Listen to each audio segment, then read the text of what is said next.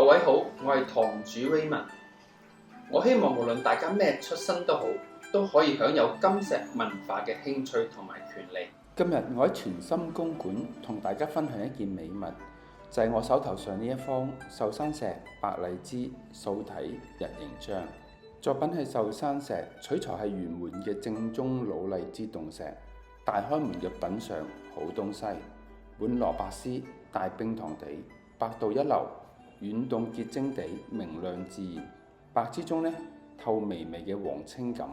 玻璃質荔枝嘅味道明明白白，作品乾淨利落，呢種質地極少，手感光滑，盤桓呢溫潤細膩，比高山蒸手感更加好。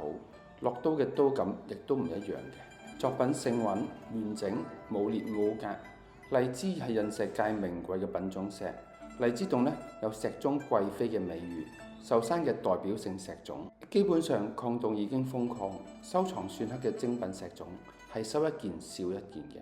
作品係素章，呢種潔白亮麗嘅印章呢，同色澤外觀或者係質地都係手感上好嘅，不僅係凝結，且更加均勻純正。喺潔白嘅央影之下呢，剛剛好，佢嘅素工素體就能夠發揮到鑑賞嘅美感。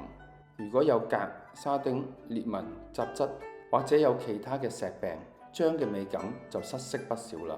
故此呢，如果係好章嘅話呢，好似呢個章咁全素無功，根本素體簡簡單單就係美，實質頂位先至係硬道理。玩到最後呢，好多收藏家都係玩素章，因為好嘅素章係最難求，因為天然去雕琢才是大美不言。